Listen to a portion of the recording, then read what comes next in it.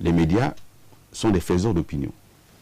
Lorsque les médias sont devenus des armes de guerre, des armes de destruction, des armes qui ne portent plus l'information, mais qui portent à la calomnie, à la diffamation, à l'appel au meurtre, je vous le dis, nous ferons en sorte que ce type de journaux ne paraissent plus au Gabon.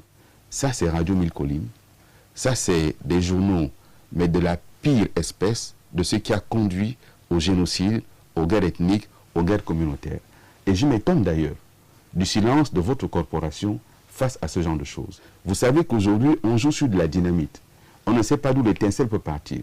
Ce genre d'article, quelqu'un peut devenir fou et prendre son calibre 12 parce que ça a été écrit. Ce n'est pas possible. Et ceci est très grave parce que on imprime un papier qui fait un appel au meurtre. On le vend librement. Chacun peut l'acheter. Ceci n'est pas acceptable. Et je vous le dis, la loi sera appliquée dans toute sa rigueur. À partir du moment où l'État reconnaît l'existence d'un parti politique, ce parti politique mène des activités normalement sur le territoire national. Ces activités doivent trouver un écho sur les médias publics parce que ce sont les médias publics qui concernent l'ensemble des Gabonais. Évidemment, il y a des règles qui sont établies. Le temps d'antenne sur les médias publics, mais il est établi par un décret que nous allons prendre. En période ordinaire, il faut que tout soit reflété, mais en tenant compte naturellement du poids politique des uns et des autres, sachant que la parole présidentielle n'est pas comptabilisée, sachant que la parole du gouvernement n'est pas comptabilisée. Et donc, on rentre dans la question de l'équité, sur le poids politique des uns et des autres. Si nous devions le faire aujourd'hui, on tiendrait compte effectivement du poids politique du Parti démocratique gabonais et de ses alliés dans les deux chambres du Parlement, au niveau des collectivités locales, mais on tiendrait également compte du poids de l'opposition parlementaire et de l'opposition au niveau des collectivités locales, et ainsi de suite. De sorte que, si vous avez 10 minutes d'antenne consacrées à la question politique, ça ne peut pas être 10 minutes d'antenne consacrées au Parti démocratique gabonais, dont je suis membre. Ça va être 10 minutes d'antenne politique avec 7 minutes à 8 minutes pour le parti au pouvoir, parce que c'est son poids politique. Et il y aura donc 3 à 2 minutes pour les autres formations politiques légalement reconnues qui exercent sur le territoire et qui ont en leur sein des compatriotes gabonais, parce que c'est l'argent public qui fait fonctionner les médias publics et qui sont aussi contributeurs des impôts qui font fonctionner cet argent public. Donc, il est fondamental que la diversité politique, la diversité culturelle, la diversité sociale se retrouve sur les médias publics, sur les antennes de Radio Gabon, de Gabon Télévision et dans les colonnes de Gabon Matin. Ne peut être diffusé que ce qui a été discuté en conférence de rédaction, ce qui a fait l'objet de choix éditoriaux, d'angles de traitement. Il n'y a que cela qui peut être diffusé. En revanche, nous sommes des outils de service public. Il est fort probable que dans la journée, il y ait des urgences dans tel ou tel département ministériel qui n'ont pas été prévues en conférence de rédaction. Nous jugeons donc au sein de la conférence de rédaction de l'opportunité de prendre en compte telle ou telle urgence avérée. Vous n'avez pas à diffuser des éléments qui n'ont pas fait l'objet d'un regard de la rédaction. Radio Gabon et Gabon Télévision ne sont pas des diffuseurs. Ce sont des outils publics qui possèdent des rédactions autonomes. Et si vos confrères qui sont conseillers en communication dans des départements ministériels ont des éléments de leur ministère à faire passer, c'est la veille qu'on vous en informe. Et ensuite, vous avez un regard sur ce qui est diffusé. Mais sur un plan esthétique, est-ce que vous trouvez normal que sur une chaîne publique, nous ayons des logos qui arrivent de différentes institutions, etc. Ça ne peut plus continuer. Et donc, même lorsqu'ils auront fait des reportages, vous ferez en sorte qu'à la diffusion, ces logos n'apparaissent plus. Et qu'on cite reportage de X, Y, parce que c'est la propriété intellectuelle et qu'il faut citer l'auteur d'un article, d'un papier ou d'un reportage. Donc, les choses sont tout à fait claires. Encore une fois, si vous aviez l'impression que vous subissiez des pressions politiques, le président de la République, chef de l'État, dans la vision qu'il a du développement du Gabon, n'entend pas intervenir sur ce genre de questions. Vous devez agir en toute liberté, mais dans le respect de vos cahiers de charges établis par l'État. Ce cahier de charges, il est clair, et j'insisterai pour qu'il soit respecté au sein des médias publics.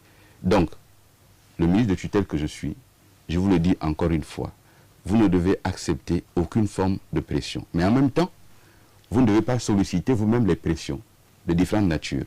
Parce que c'est à deux niveaux. Il y a l'autorité publique qui fait pression sur vous, mais il y a aussi vous qui partez vers les autorités publiques pour différentes raisons. Et donc ceci doit s'arrêter. Et parfois pour des raisons inavouables. Et nous veillerons à ce que cela cesse sur les médias publics. Lorsqu'aujourd'hui, on me dit qu'on fait des montages au quartier, ça pose deux problèmes. Soit l'État n'a pas, au sein de vos différentes structures, investi suffisamment, soit l'investissement a été fait et n'a pas été entretenu. Mais nous savons aussi ce qui se passe. Nous savons qu'au sein de vos maisons, se sont développées des boutiques où chacun fait sa petite popote, où chacun tient son échoppe.